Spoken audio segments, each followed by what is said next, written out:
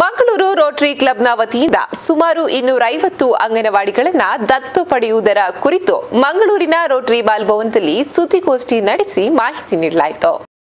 2018-19ನೇ ಸಾಲಿನ ರೋಟರಿ ಅಂತಾರಾಷ್ಟ್ರೀಯ ಜಿಲ್ಲೆ 3181ರ ನೂತನ ಜಿಲ್ಲಾ ಗವರ್ನರ್ ರೋಟರಿ ರೋಹಿನಾಥ್ ಪಾಧಿಯವರು ಮಾತನಾಡಿ, ಅಂಗನವಾಡಿಗಳನ್ನು ಉನ್ನತೀಕರಿಸುವ ಬಗ್ಗೆ ಆಶಾ ಸ್ಫೂರ್ತಿ ಎಂಬ ಯೋಜನೆಯ ಅನುಷ್ಠಾನದ ಆಶಯ ಹೊಂದಿದ್ದು, ಹಳೆಯ ಕಟ್ಟಡಗಳ ನವೀಕರಣ, ಶೌಚಾಲಯ ನಿರ್ಮಾಣ, ಶುದ್ಧ ಕುಡಿಯುವ ನೀರಿನ ವ್ಯವಸ್ಥೆ ಹೀಗೆ ಮೂಲಭೂತ ಸೌಕರ್ಯಗಳನ್ನು ಒದಗಿಸುವ ನಿಟ್ಟಿನಲ್ಲಿ ಕನಿಷ್ಠ 250 ಅಂಗನವಾಡಿಗಳನ್ನು ಮೇಲ್ದರ್ಜೆಗೇರಿಸುವ ಯೋಜನೆಯನ್ನು ರೂಪಿಸಿಕೊಂಡಿದ್ದು, ಇನ್ನು 40 ಸದಸ್ಯರನ್ನೊಳಗೊಂಡ 5 ಅಂಗನವಾಡಿಗಳನ್ನು, 60 ಸದಸ್ಯರನ್ನೊಳಗೊಂಡ 8 ಅಂಗನವಾಡಿಗಳನ್ನು ಹಾಗೂ 60ಕ್ಕಿಂತ ಹೆಚ್ಚಿನ ಸದಸ್ಯರನ್ನು ಹೊಂದಿದ ಕ್ಲಬ್ 12 ಅಂಗನವಾಡಿಗಳನ್ನು ದತ್ತು ಸ್ವೀಕರಿಸಬೇಕು ಎಂದು ಹೇಳಿದರು.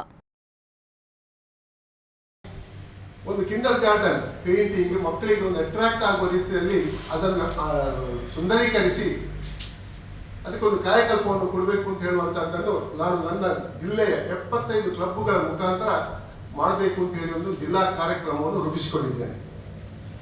ಈ ಕಾರ್ಯಕ್ರಮದಲ್ಲಿ ಒಂದು ಕ್ಲಬ್ ನಾವು ಕ್ಲಬ್ಗೆ ಒಂದು ನಿರ್ದೇಶನವನ್ನು ಕೊಟ್ಟಿದ್ದೇವೆ. 40 ಸದಸ್ಯರಿರುವ ಒಂದು ಕ್ಲಬ್ 5 ಅಂಗನವಾಡಿಗಳನ್ನು ದತ್ತು ಕೊಡಬೇಕು. 40ರಿಂದ 60 ಕ್ಲಬ್ಗಳಿರುವ ಸದಸ್ಯರಿರುವ ಕ್ಲಬ್ಗಳು 8 ಅಂಗನವಾಡಿಗಳನ್ನು ದತ್ತು ಸ್ವೀಕರಿಸಬೇಕು. ಅನಂತರ ಜಿಲ್ಲಾ ಮಾಜಿ ಗವರ್ನರ್ ಕೆ ಕೃಷ್ಣ ಶೆಟ್ಟಿ ಮಾತನಾಡಿ, 2018-19ನೇ ಸಾಲಿನ ರೋಟರಿ ಅಂತಾರಾಷ್ಟ್ರೀಯ ಜಿಲ್ಲೆ 3181ರ ನೂತನ ಜಿಲ್ಲಾ ಗವರ್ನರ್ ಆಗಿ ರೋಟರಿ ರೋಹಿನಾಥ್ ಪಾಧಿಯವರು ಆಯ್ಕೆಯಾದ ಹಿನ್ನೆಲೆಯಲ್ಲಿ ಅವರ ಪದಗ್ರಹಣ ಸಮಾರಂಭವು ಜೂನ್ 30ರಂದು ಸಂಜೆ ನಗರದ ಕುಲಶೇಖರದ ಕಾರ್ಡಲ್ ಹಾಲ್ನಲ್ಲಿ ನಡೆಯಲಿರುವುದು ಎಂದು ಮಾಹಿತಿ ನೀಡಿದರು.